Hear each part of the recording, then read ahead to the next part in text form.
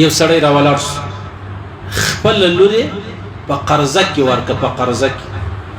قرضدار شو بیا روپۍ نه په پره کېدلې بیا هغه سړي ته وویلې ول زه به خپل لور تا ته په قرضه کې درکړم هغه ټیک ته راغی اوس یو سړی د 40-50 کال د 50 کالو دی او پر تا یې روپۍ باندې دي او ته روپۍ لرې نه یا اگر سره بې غیرتیا دي په ضمیر کې د بې غیرتیا اخیستل سوې ده بیا راولاړ څه چم کوي هغه ته وایه زه به زما لور په هغه قرضه کې درکړم په پور کې درکړم ستا لور د څو عمر ده زما لور مطلب 14 کالو ده د 11 کالو ده د 12 کالو ده 14 کالو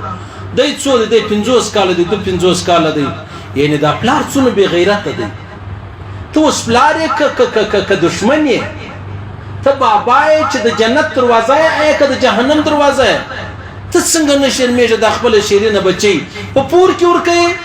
پورونه د خپل کول کاروبارونه د خپل کول تاوانونه د خپل کول نقصانونه د خپل کول او زور د تر لور وایستی بس زه خو ما خو هسې کرکه جنې کېږي د پښتنو اوس قسم د زما کرکه جن کېږي دا بس په ژرو په لنګوټه هغه رسمي یو خو د الله او د رسول په خاطر ژرو لنګوټه ده دا رسمي رواجی خبرې دي بس بیا موږ ډېر د بزرګ خیال پر راشي دروغ زنان دو نمبران اسې بېلارې دا اوس هغه یو چا ماله دغه راستولی کلیپ راستولی چې موږ هلته یو ځای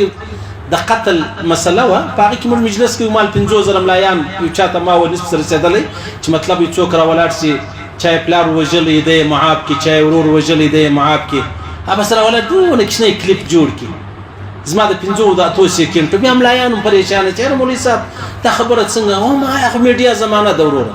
دا علاحده په تا پسې ګرځي په تا پسې موبایل ګوري که ستا یو توری واغه راواخلي ولې ظلم کوي یعنی الله په ما خبر دی دا مجلس په ما خبر دی نو ته چې کوې نو دا خو بهتان دی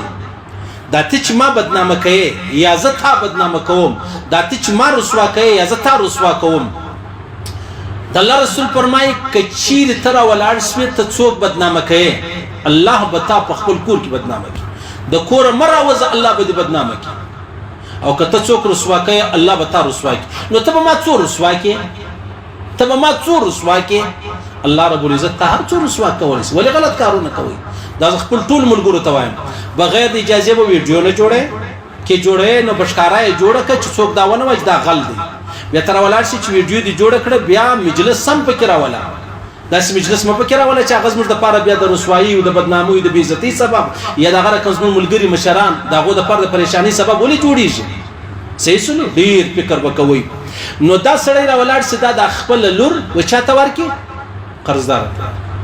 اوس هغه قرضدار څونه بې غیرته سړی دی چې ته نه شرمېږې چې ما پر تا روپۍ باندې دي ته ما ته لور راکوې پلار خو دوی بې غیرت یعنی داسې پلار که زه سم او که تاسو سئ در دې نه بیا بالا بې غیرته نشته یاره ولې ظلم کوي بیا نو ته عمرو ته وګوره بیا هغه واده لري واده لري یو لري که دوه یو هم لري دوه هم لري ته څنګه ورکوې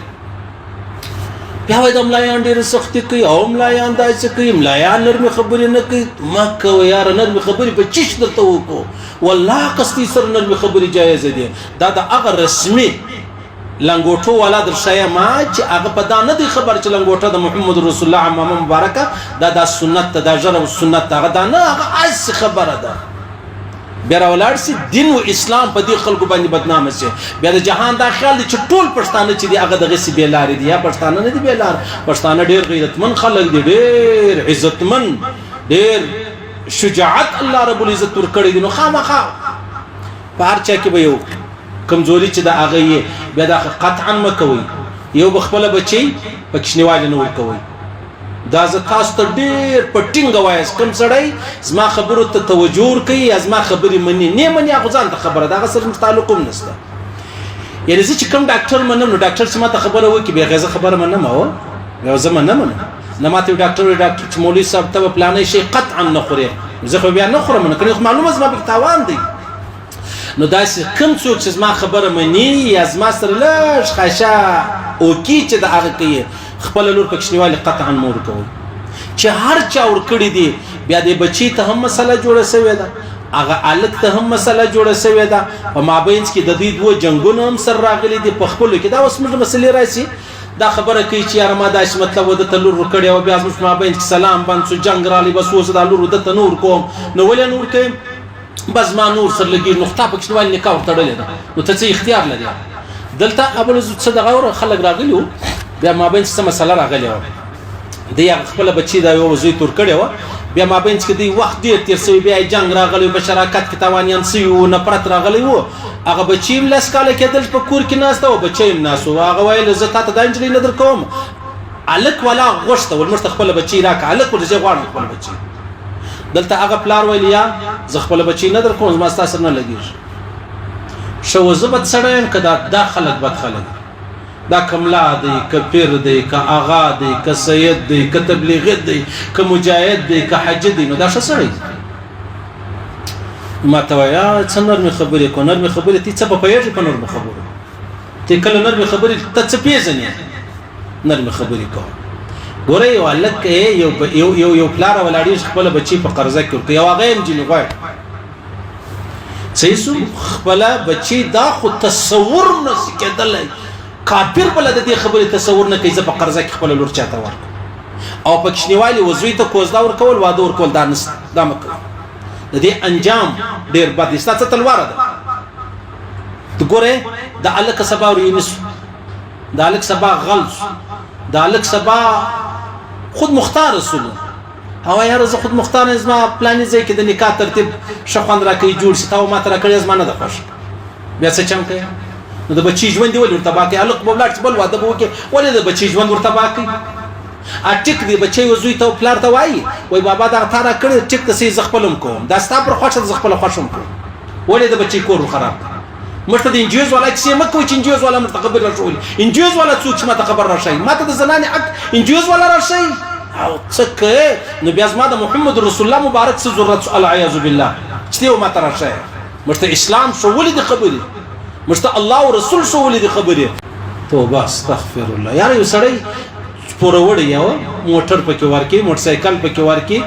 که چا غوا پکې ورکړي خلک ورته یار په قرضه کې دی غوا ورکړه نو غوا دی ورکول دلته خلک لونی ورکوي هیڅ هم نه درته وایم سیده چنګان یاست ټیک ټاک زامن یاست بیا به سبا زما دوه تورې راواخلئ خو خیر انشاءالله ولازم ته یو ځای جلسه وه ما هغه تور مال انشاءالله بغیر د وره مې سوځم څوک په ور سوځاو زه تی بغیر د وره سوځم پرېږدم مې نه هر څو ټینګان یاست بدماشان یاست هر څو بدۍ والا یاست هر څو مشنان والا یاست توپک موپک نه چلیږي توپک چلیږي موږ خپله کلمه پرېږدو پر تا به کلمه وایو